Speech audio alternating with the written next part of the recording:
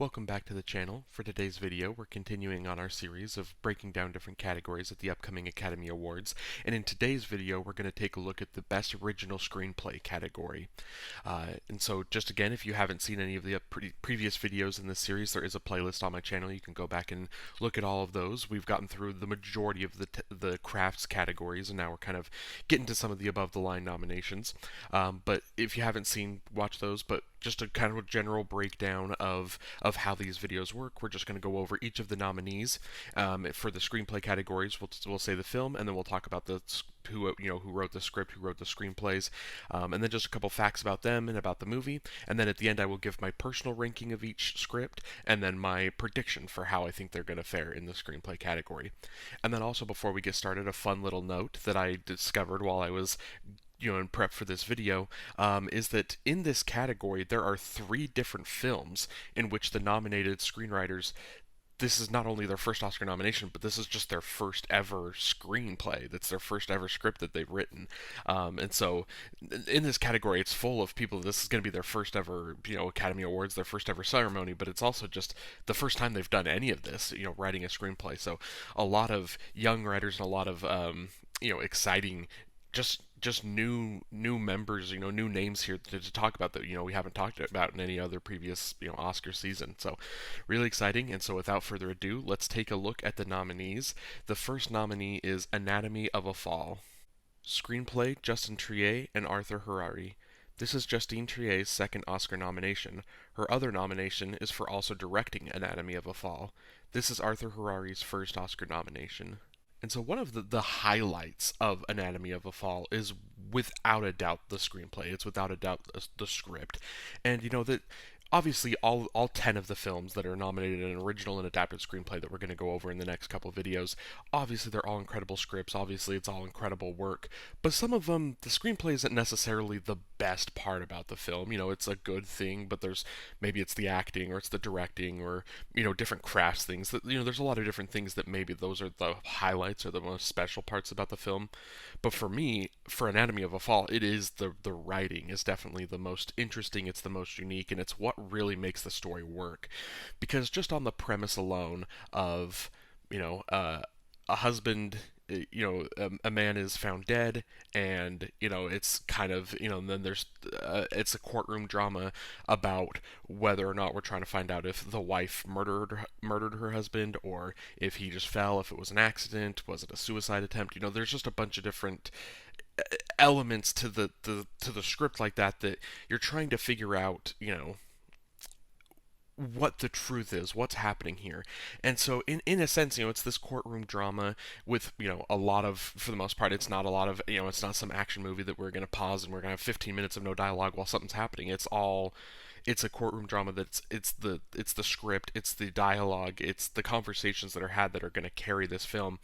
And it carries it in this film especially because we've just kind of got this mystery, this premise that's being set up, and the film never really gives you the answers. It doesn't just spell things out. It's not like and this isn't like a knock on Knives Out or Glass Onion or any kind of detective murder mystery movie, because I love those. It's a fun genre. But it's not like those films where we watch something happen for the first, kind of, maybe hour of the movie or whatever, and then the last 30 minutes or however long the film is, the last little bit is just the detective telling you exactly what happened and what the script maybe necessarily didn't give you all the information for. With Anatomy of a Fall, it 100% is, it's presenting this story, it's presenting this premise, it's giving you a lot of the information, and then the film kind of just, ends toward the end, and it leaves a lot up to your own interpretation and the way that you understand the script, the way that you understand the text, what was presented to you. And so for me, I just think that's an incredible piece of writing, to be able to present a mystery like that, to not really tell you the answers, but still captivate you and still make you feel like you've earned that ending and you've earned the final end of the story there, and it's up to you, kind of the way that you interpret the script. So for me, I just think it's a masterful script. So my personal ranking of Anatomy of a Fall is going to be in second, but I am predicting Anatomy of a Fall to win the Oscar on March 10th. The next nominee that we're taking a look at is The Holdovers. Written by David Hemmingson. This is David Hemmingson's first Oscar nomination. This is the first ever writing credit for Hemmingson, who also doubles as a producer on the film. And for me, I think the most impressive part about the script for The Holdovers is the way that we're able to craft so many different characters. And it's it's interesting to me that sometimes, if you think of a movie that maybe takes place at a certain location, and then there's all of the characters that are at that location, sometimes it's just kind of it feels like they're there because they have to be there, right? Like that's just where they are. These are the people, they exist in this place. For me, the script with the holdovers, there's so many unique characters, and you understand how all of them are at this place at the same time. You understand, like, they live full lives that have led them to this moment, to where they are all together here, at this moment, at this school. And the way that we've got some of the students, we've obviously got some teacher characters. You've got Divine Joy Randolph, her character, kind of the staff at the school. So you've got all of these different characters that live these different lives, but they all feel full, they all feel developed, and then they're all interacting together. And so for me, it's just for the holdovers, it's the way that there's just these fully developed characters, and then obviously just if you're talking about the story, if you're talking about the actual the script, the story of the film, it's especially early on in the film, it's very funny. It's the instant kind of Christmas holiday classic, right? It's set around Christmas time, and you just get these fun scenes that just make it like the fun movie for the whole family to to go and see. And so there's a lot of that element, a lot of the fun scenes that again, occasionally, it's not, I wouldn't necessarily say the holdovers was ever like the most laugh out loud funny, but it's the type of funny that just it makes it kind of a fun, lighthearted family movie. But then the script, it's not completely as like half and half as some other scripts are, where it's like the first half is all comedy, the second half is all drama. It's mixed in there a lot. There's still some humor in the second half. There's still some heartwarming and some kind of dramatic elements in the first half. But it's the marriage of those two, of the comedic chops of the of the screenplay, as well as kind of the dramatic chops that are happening kind of later in the film, and just the way that the script, it does an excellent job of creating this. I talk about there being so many characters. There's really kind of the main three, right? You've got Paul Giamatti's character, Divine Joy Randolph's character, and then Dominic Sessa. So you've got these three, you've got their characters and the way that they all interact with each other. And for I don't know, maybe like an hour or so, kind of in the middle of the film, it really is just kind of those three, and it's them kind of forming their own bonds, forming their own relationships. And then toward the end of the film, the way that the film finishes, the way that it comes to the end, where there's callbacks to lines of dialogue that they had, where there's kind of full character resolutions, there's the way that it ends so well, of kind of tying the story up and paying off some of the things that the script was setting up in the first couple acts. It's all just done so beautifully. And obviously the acting is for me kind of a big standout of the holdovers, but I think it's in addition with the script, putting those two together, that's what really made the holdovers one of my favorite films of the year. So my personal ranking for the holdovers, I'm going to put this in third, but my prediction is that this will be the runner-up. The next nominee that we're taking a look at is Maestro, written by Bradley Cooper and Josh Singer. This is Bradley Cooper's 12th Oscar nomination and his second screenplay nomination. His previous screenplay nomination was for A Star Is Born in 2019. He is still looking for his first win. This is Josh Singer's second Oscar nomination. His previous nomination is for when he won for writing Spotlight in 2016. Now, I actually just literally last night got a chance to rewatch Maestro for a second time, and I'll probably talk about this a little bit more probably when I do like the Best Picture ranking a little bit, because for this one obviously I'm just focusing on a little bit more of the screenplay. That one I'll focus on the picture as a whole. But Maestro, it was very easily my least favorite Best Picture nominee, but I still said that I liked it. But it was just like I just didn't quite love it. It didn't get to like a next level for me of like love. On a second rewatch, I felt a lot more connected, and like I loved it. I think it's a lot more. It still probably ends up kind of being my least favorite of the Best Picture. I mean, just because the Best Picture category is so stacked this year. But I genuinely like. I'm in hindsight looking back at it now, I'm just like, I'm happy that Maestro got the nomination. Like it is a good film. It is one of the better films of 2023, and a large part of that is the screenplay, and But this is another one of those I kind of mentioned with Anatomy of a Fall. There's some films where the screenplay isn't necessarily the best thing, and in Maestro I would say it's the acting. It's Bradley Cooper and it's Carey Mulligan. That's the highlight of the film. But the screenplay, the script, it really it helps their acting. It adds to the acting because the highlight of the film is the relationship between Leonard Bernstein and Carey Mulligan's Felicia Montenegro, Combe Bernstein. So it's putting it's their relationship between the two, and you feel the chemistry on the set. You feel like these two love each other. Like you feel like these are two real characters that you're watching, and I think a lot of that is thanks to the script. The way that the script forms them into these complete people. And another thing that's just super impressive about Maestro is, I could be wrong. I'm trying to think. I'm pretty sure Maestro is probably the film that covers the most period of time from start of the film to the end of the film. It covers the most decades, the most years. Again, I could be wrong. Maybe I'm forgetting one, but in at each stage of their relationship, of each stage of their life, they are different characters. They're in a different place, and so you get the real at the beginning, the love at first sight, the romance, the whirlwind love, the story that they're going through. And then obviously as the film goes, it's kind of around maybe like the 50-ish minute mark of the movie, a little under an hour, when it cuts from black and white to color, to kind of more I guess the present day, maybe, of like how the story is telling. Obviously not present day, but for where the story is taking place. The more, and that's once you get into color, that's when it kind of you get into more of the turmoil of the relationship, where they Carey Mulligan and Bradley Cooper's characters, when they kind of start growing apart a little bit. But you just, as this film spans over the decades, you see just the highs and the lows of this relationship, and it's the reason it connects with you, I think, is because of the acting, because the acting's so good. But I think the acting's so good because they also had a great script that really had built that relationship up, and they had a great script to rely on. For my personal ranking of Maestro, I am putting this in fifth. Before my prediction, I'm going to put this in fourth. The next nominee that we are taking a look at is May December. Screenplay by Sammy Birch. Story by Sammy Birch and Alex Mechanic. This is the first nomination for both Sammy Burke and Alex Mechanic, and it's the first feature-length writing credit for both of them. After May December, Sammy Birch also wrote the screenplay for Coyote vs. Acme, which Warner Brothers unfortunately plans to throw away in exchange for a tax write-off. And when we look back at the year of 2023, we look back at the films that were, done dirty, if you will, by the Academy. May December is might also even get kind of forgotten in that category because it did get a Oscar nomination. But it's insane when, just if you think back to the height of when May December first dropped on Netflix, the buzz it was getting, the talk, it was so well reviewed, everyone was loving it, everyone was talking about it.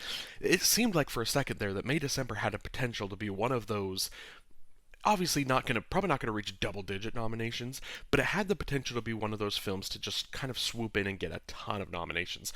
Ultimately, people were discussing picture, Todd Haynes' name, he didn't really have a lot of momentum in director, but he was, he's a name that was kind of coming up in the next five oftentimes. And then obviously you had Natalie Portman, you had Julianne Moore, you had Charles Melton, so you had this all-star cast that had multiple nominee possibilities, and then you had some tech categories, and then ultimately you had the screenplay. And so I think the screenplay was always its strongest case, and then ultimately that ended up being what kind of ended up happening, and that's all that really happened for the film, was it just had enough momentum to get the screenplay in. And and a big part of that too is also, we'll talk about it when we get into adapted. There was a big film that a lot of people initially thought was going to be here in this original screenplay category, that moved over to adapted. And when that move happened, it kind of opened up a spot here for May December.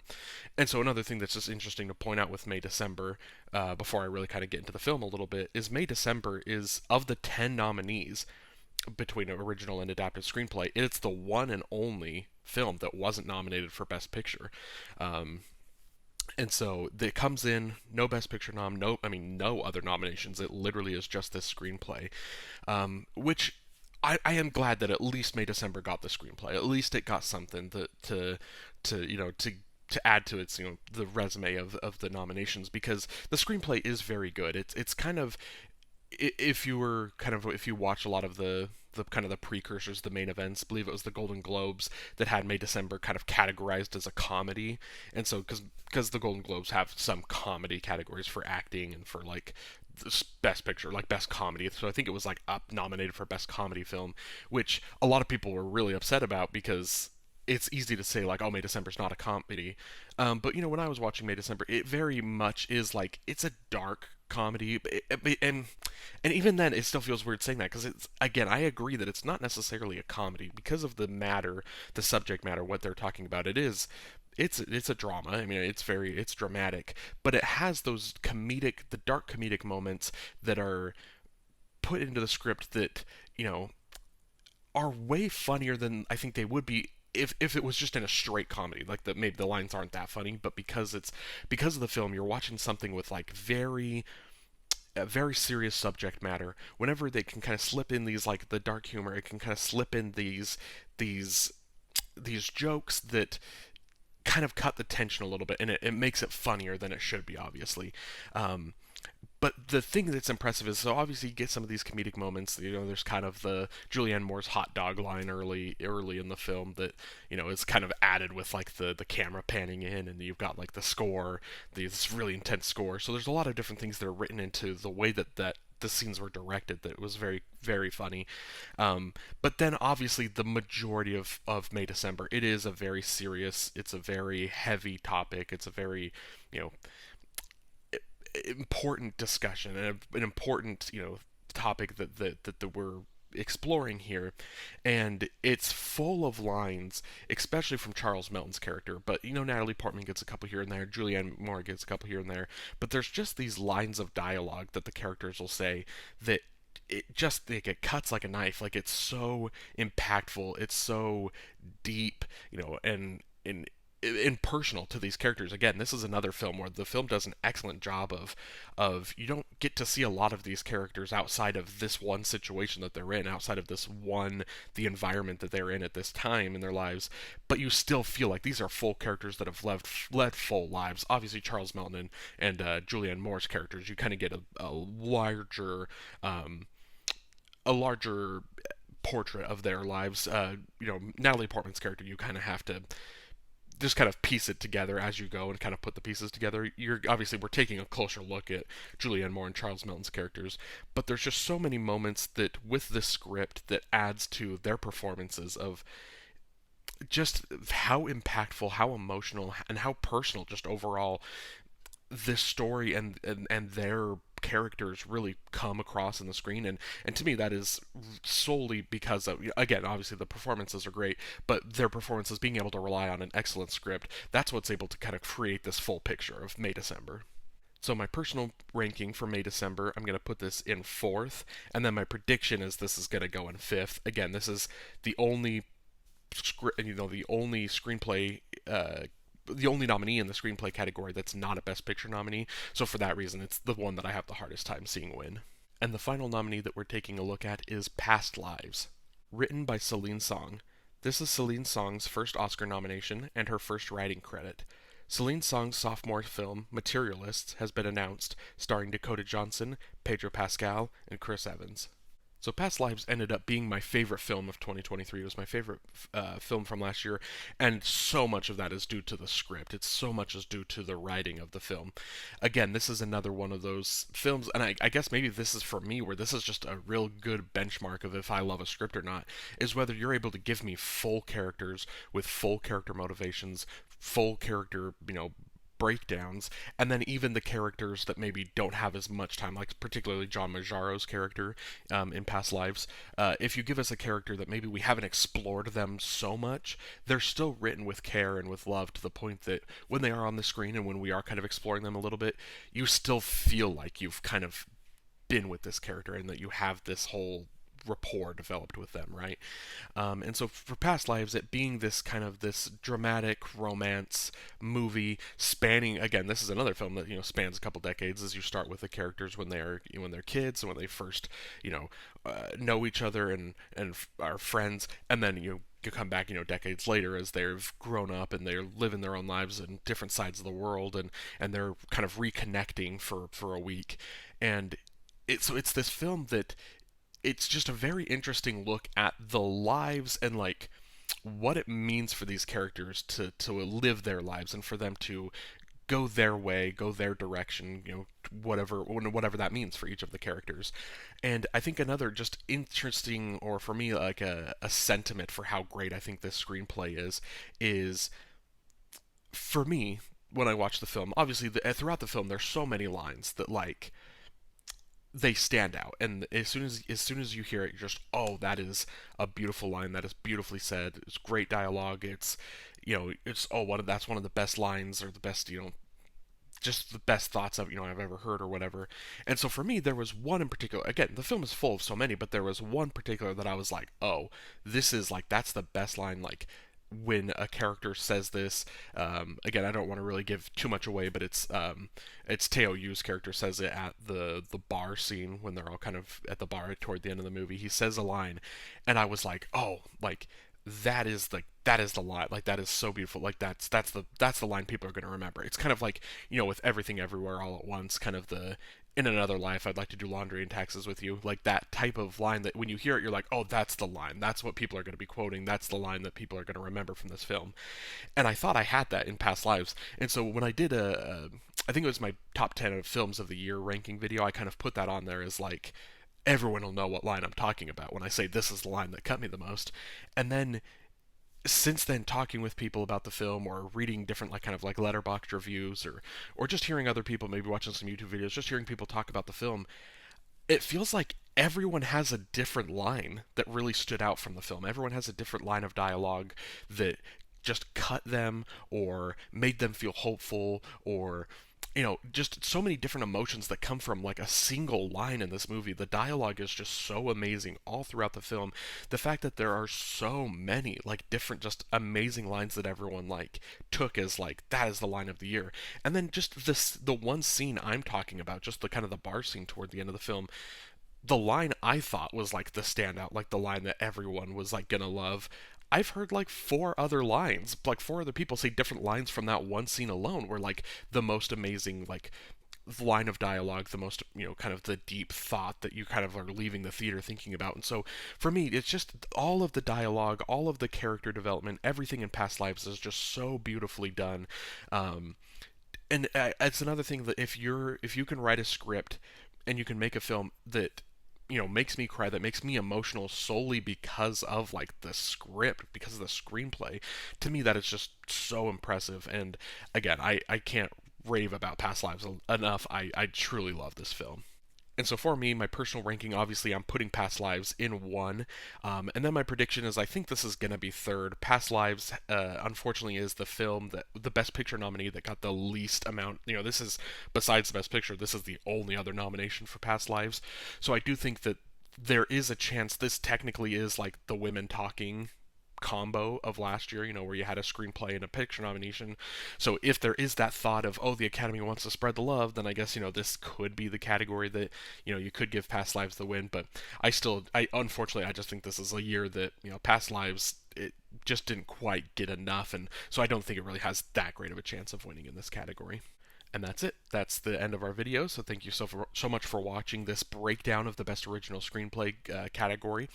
Let me know in the comments down below which one of these nominees was your favorite, or let me know below, what films you would have liked to see in this category. Maybe if it was an Air, or just any whatever other films that you love, maybe like Saltburn, just any films that you think that should have been in this category. And then also let me know below what categories you want to see me break down next. We're kind of getting to the point here where we've kind of gone through pretty much the majority of the craft categories, so now we're kind of into the above the line categories with our screenplay nominations, and then kind of our acting and our pictures, just overall international animated best picture, those type of things. So yeah, we're getting into the home stretch here of these category breakdown videos, so it's an exciting time. Hopefully, I don't know if it's 100% sure, but I think from like now until the ceremony on March 10th, I'm probably going to have pretty much a daily upload, kind of continuing breaking down these category videos. So again, exciting time. So if you're interested in all in hearing more of those category breakdown videos, make sure to subscribe to the channel. And then again, of course, let me know below which category videos you want to see me break down next. So thank you so much for watching, and have a great day.